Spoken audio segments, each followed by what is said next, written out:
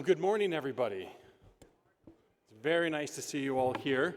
And thank you to His Worship Andrew Knack for his speech and for hosting us here in Edmonton.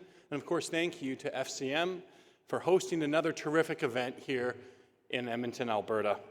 And welcome to all the delegates et bienvenue à tous les délégats ici à notre vraie belle province en Alberta. Nous sommes vraiment fiers de vous avoir ici, de vous recevoir et accueillir. And thank you as well for coming and hosting in the wonderful city of Edmonton, Alberta's capital. In 1905, when Alberta began, Edmonton was little more than a trading post fort that grew out of Fort Edmonton, which is the current site of the Alberta legislature. The legislature was yet to be built, and it was the trading that happened on the North Saskatchewan with the voyageurs coming across from eastern Canada to west, building a national economy on those highways. That infrastructure that allowed us to settle the West and build partnerships and economic prosperity with First Nations and Métis across this country. The people who settle this province, who live here still, exhibit those beautiful northern virtues that are articulated in a true north, strong and free. That's where Alberta gets its provincial motto, Fortis et Liber, from our national anthem. And we are a people strong and free. These virtues that were required for a province and a hard people who endured, the virtues of fortitude and freedom, the virtue of loyalty and enterprise, of course, the virtue of peace and order and good government, of adventure and stewardship and solidarity of a people, and a disparate, spread out prairie west. These are the virtues required to unite a country, to settle the West, and to endure in the North to the 21st century today. Now, I know Toronto Raptors have some saying, "We the North," but I welcome them to drive north to visit one of the rest of the municipalities in the country that truly are northern in so many ways. And each of us, in our cities, in our towns, in our counties, we exhibit in an important way those northern virtues, those virtues that built our province today. Today, I want to follow two protagonists in my speech, two individuals that have played an important part in our country. It's the story of a Liberal Prime Minister and a Western Premier.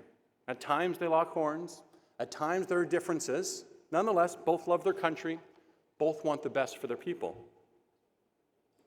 The Liberal Prime Minister is, of course, Wilfrid Laurier, who said, "The 20th century shall be the century of Canada and of Canadian development." Well, we could build things in the 20th century, and we did. Whether we're talking about the National Railroad, which John A. Macdonald said built this country, our founding Prime Minister, the St. Lawrence Seaway, the ports of Halifax and Vancouver, the Trans-Canada Highway, the National Power Grid, and yes, even the oil sands. These are institutions and infrastructure that powered our country through the 20th century. We've come to a challenge in the province of Alberta and indeed the country of Canada. We again need to be a country that builds. We need to be a nation builder again as a people. We need to remember those northern virtues that unleashed so much of that economic prosperity and solidarity across this country. The unity of Confederation was built on the ability to stitch together pipelines and railroads. And the choice is ours. We can use new and innovative tools like we've seen across the world. As this infrastructure gap grows, we know that there are consequences. We have a productivity gap that's often talked about between Canada and the United States as a result of the infrastructure gap we have across this country. And that productivity gap leads to a lack of competitiveness in each of our jurisdictions and eventually a quality of life gap in every one of our provinces and each of our cities, towns, and counties. This is something we know we need to address. We must address it urgently as a country. We can look at tools in other jurisdictions. We can look at asset recycling. We can look at municipal bonds. We can look at red tape reduction and automatic yes. And Alberta is going to lead the way and has been on many of these fronts because the choice is ours as a province and as cities and counties and indeed as a country. Will we again remember those roots of Wilfrid Laurier being a century of development again in the 21st century? Will we again build homes and waterworks, collector roads and highways, inland ports and high-speed rail? And yes, will we even build pipelines? This is the question for our country, and it is incredibly prescient today.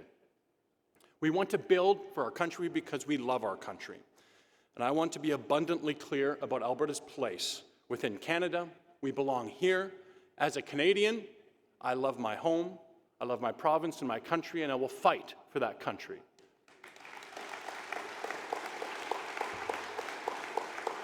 Canada's DNA is not destined to be a people that reject nation building. What our forefathers passed down to us is beautiful. Canada is fundamentally not an evil, oppressive, and hateful place, despite what many narratives have said. And Albertans, however they feel in this upcoming question of separation, they know that Canada was built as a good place, a good country that accomplished incredible things. But instead, they've been told a narrative for decades now, keeping flags at half-mast, statues being torn down, lyrics changed for political correctness rather than patriotic pride. Systemic appointments to the Supreme Court, to the Senate, and even Minister of Environment, methodically opposing the West and our interests, trying to strangle the full expression of Alberta within Confederation. It is incredibly important that we become a country that builds again. And it's here that I want to talk directly to those not from Alberta. And I want to let you know some of the challenges we're going to be facing. And you're going to hear it from very few other people from this podium, so you might as well hear it from a Minister of the Crown in the province of Alberta. These grievances are real, and we dismiss them at our peril. The grievances the West feels are long fought. And this is where I introduce the second protagonist in this speech today, a Western Premier. A Premier who fought hard for Alberta, came from Ontario originally, lived in Alberta and Saskatchewan, so that is to say a very average Westerner. This Premier was Frederick Haltane, the last Premier of the Northwest Territories before Alberta and Saskatchewan were carved out and established in 1905. Now, Frederick Haltane said, when we came out to these Western prairies, we did not give up on any of our birthright as Canadians. Now, whether you came 5 generations ago, as Haltane would have, or you arrived as a new Canadian this week, you came for economic opportunity, for freedom, for a chance to live with the fullest of your Canadian birthright here in the Western prairies. This is fundamentally what we're asking. And I can tell you, the greatest argument against Canadian unity is whether they're from Toronto or Vancouver, these talking heads and political pundit shows that come here to tell Albertans that the sky isn't blue, that the grievances aren't real, and that woke ideologies and progressive ways will somehow correct course in spite of Alberta's very deep roots in these Western prairies as a people that also want a fair deal for our resources and our economy. Imaginez que je débarquerai à Radisson. Oui, merci. Yes. Imaginez si je débarquerais à Radisson, au Québec, et je vous disais qu'il fallait fermer les barrages et que vous ne pouviez plus générer l'hydroélectricité, ni produire l'aluminium. Vous avez bâti une nation formidable grâce à des infrastructures importantes et massives au Québec. La seule chose qu'on veut, c'est le même deal ici. Que le gouvernement fédéral se tasse et arrête de mêler des compétences provinciales albertaines comme les compétences provinciales québécoises. Laissez-nous bâtir notre pays commun et amener une prospérité économique qui sera ressentie de Montréal à Calgary. Ici, nous sommes des fiers Albertains et des fiers Canadiens. Mais, en même temps, l'Ouest veut sa place. Et sa place est aux côtes de Québec, avec un bon deal d'Ottawa aussi. Just la même que Quebec. We want that good deal, but we have to overcome grievances and challenges. And the list, though is not exhaustive, is very long. It's been building up since 1905 and before, since Frederick Haltane and others said that they deserve their birthright on this prairie just the same as any other province would have, as Canadians. We have the cancellation of Energy East, of Keystone XL, of Tech Mine. We have the No More Pipelines Act, BC-69, the oil and gas emissions cap, the clean electricity regulations, the Northern Coast tanker ban, the industrial carbon tax regulation, electrical vehicles mandate, the oil and gas export tax threats, plastic bags labeling regulation, and the greenwashing legislation. Together, along with appointments, seem to the West as a systemic stranglehold on our industry. Whether it be hydroelectricity, aluminum, or the auto sector, Alberta has its interest in Confederation too, and we want only to be heard and treated fairly.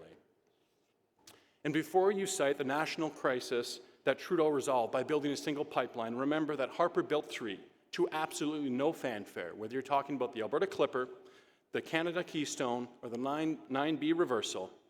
This was how we built things only a few short decades ago in our country, and I believe it can happen again.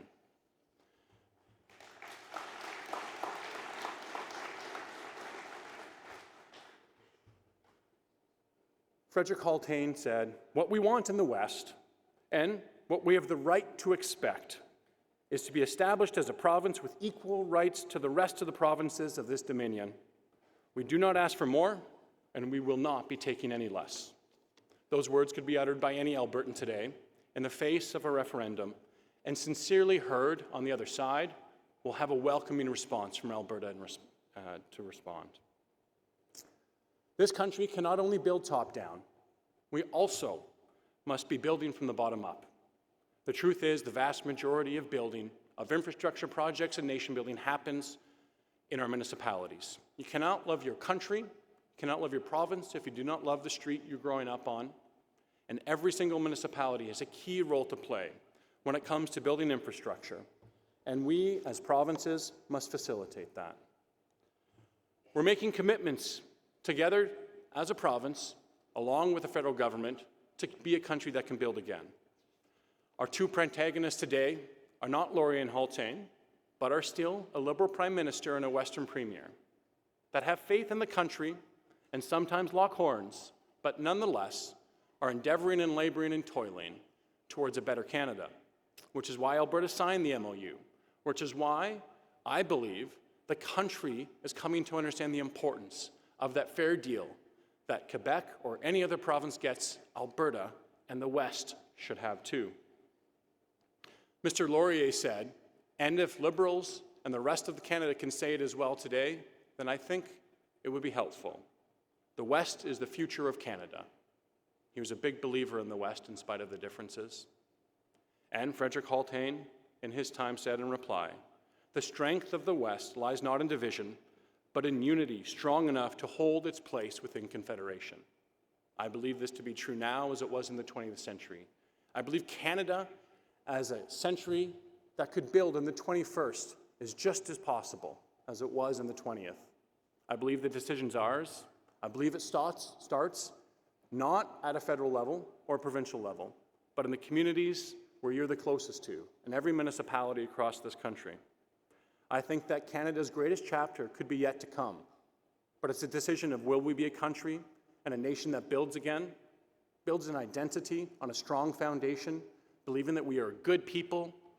Every single part of this country and its history is worth embracing. Or will we reject that? Will we reject being a country built on a strong foundation that can build a strong future? God bless you all, and thank you for your time today, and a very big welcome from everyone to come here to Alberta.